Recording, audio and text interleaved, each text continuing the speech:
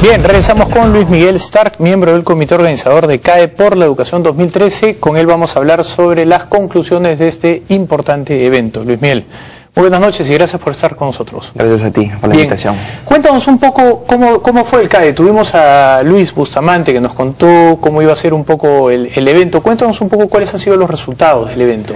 Bueno, en realidad superamos expectativas en cuanto a participación del empresariado y de los invitados. Nosotros apuntábamos a tener unos 250 participantes y finalmente llegaron a ser 350 de varios sectores, lo cual en verdad significó para nosotros un éxito importante.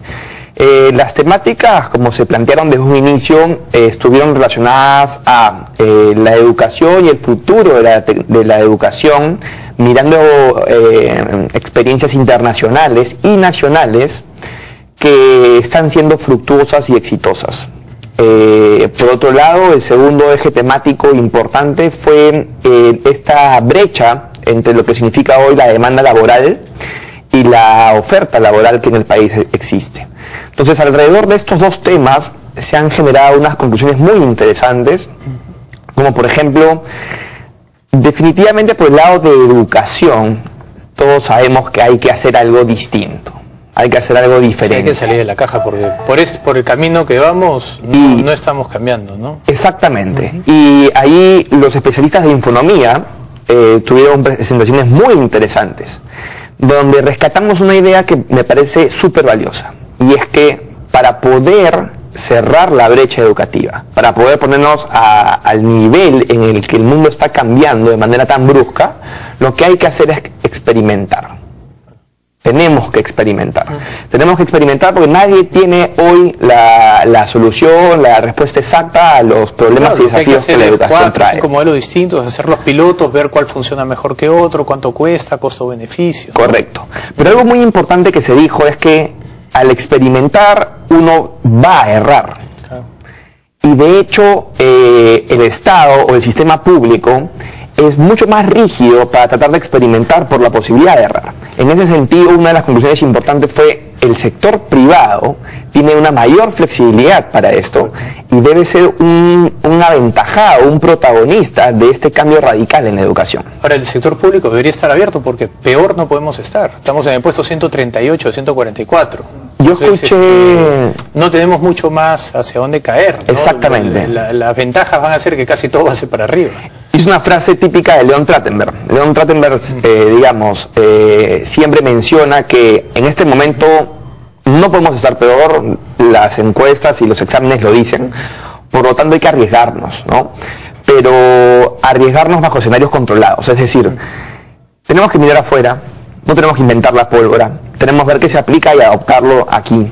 Justamente al finalizar el CAE, una de las sesiones muy interesantes, tuvimos que elegir entre algunas sesiones porque eran simultáneas, pero se presentaron casos exitosos como Innova Schools, Enseña Perú, la Universidad Cooperativa Interbank, donde nos dábamos cuenta que realmente se están experimentando con nuevos modelos. Nosotros hemos conversado mucho en este programa con la gran mayoría de estos actores, con León, con ellos.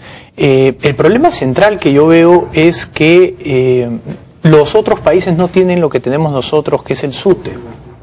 Nuestra educación tiene un montón de problemas, pero uno de ellos, que en mi opinión por lo menos es medular, es tener 250.000 profesores afiliados a un sindicato marxista maoísta, ¿no? Entonces, una respuesta que yo he escuchado en este programa es del economista Máximo Torero. Él dice, lo que hay que hacer para romper eso, que él también lo veía como la gran traba, era hacer un shock de oferta a esos 250.000 maestros, ponerles 20.000 o 30.000 contratados en algún otro tipo de reglamento o de ley educativa, y a estas personas ponerlas en un marco de incentivos, y entonces ahí ver cómo funciona la caja habiendo sido perforado por otro nivel, ¿no?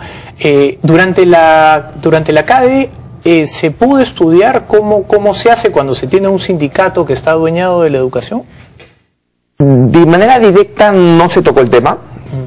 De manera directa no se tocó el tema. Es cierto, el tema de los sindicatos de profesores no es un problema único del país. En Colombia y en otros países también hay un sindicato muy fuerte, tal vez, digamos, no con tanta fuerza como el que vemos aquí. Tal vez el problema también es la orientación.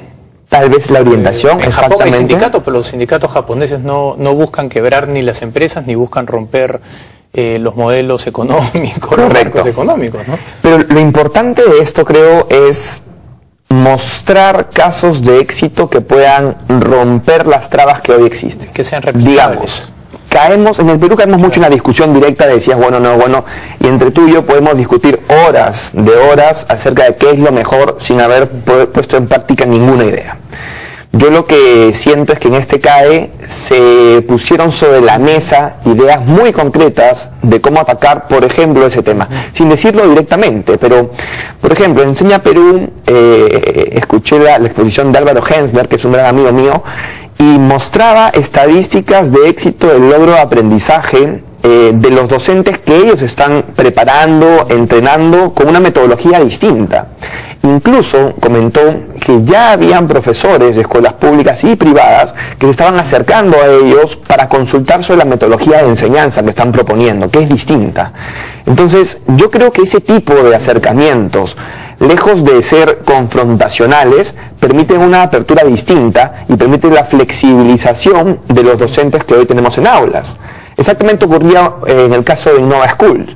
Innova Schools, Jorge Isuski comentó de una serie de paradigmas que se han venido rompiendo utilizando tecnología, cuestión que es muy importante y que en zonas rurales es muy complicada, pero es cierto, es decir, probando modelos. Y en un artículo que escribí justo hace poco en un diario, la idea detrás de todo lo expuesto es que si experimentamos y resulta positivo, el Estado va a ser más factible que adopte esas nuevas metodologías. Bueno, el MIDES está haciendo eso, ¿no? El Ministerio de Desarrollo e Inclusión Social tiene como marco metodológico y de desarrollo de las políticas del Ministerio justamente la experimentación. Entonces todo el tiempo están probando, midiendo cosas antiguas y las cosas nuevas, cómo están yendo, miden los impactos y en base a eso van puliendo las pequeñas cosas que hay que hacer, ajustan lo que hay que ajustar y continúan mejorando, ¿no? Entonces, correcto. Ese es un modelo que debería ser traspasado a todos los ministerios que tienen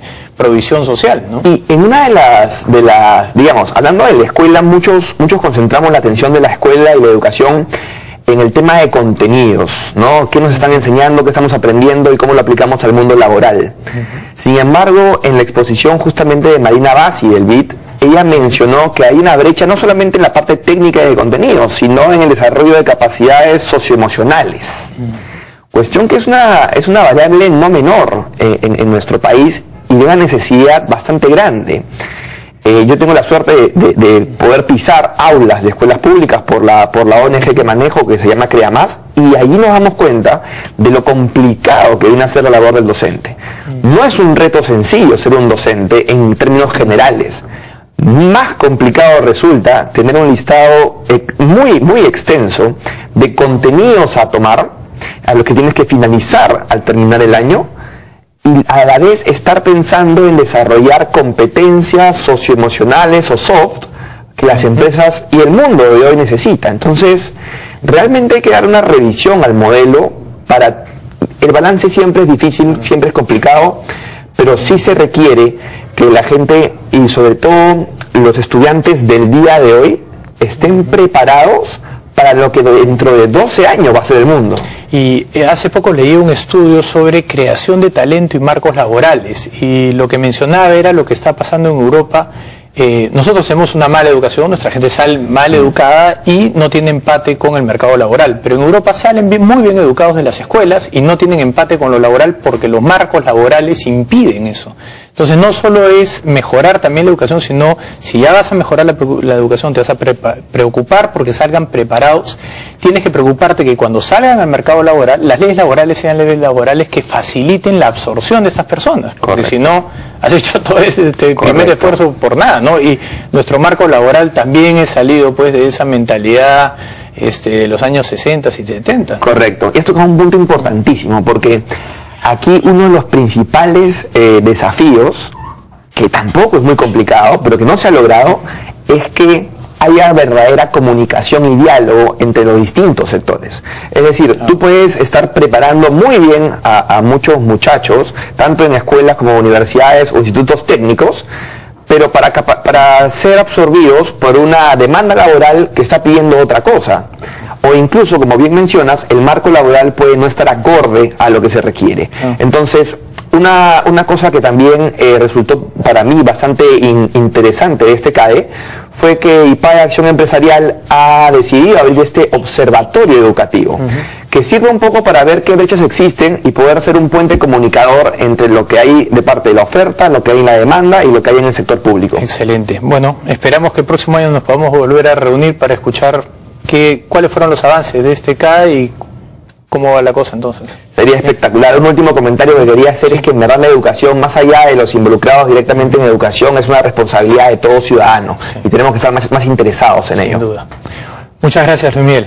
Gracias. Bien, vamos nosotros a una última pausa y regresamos.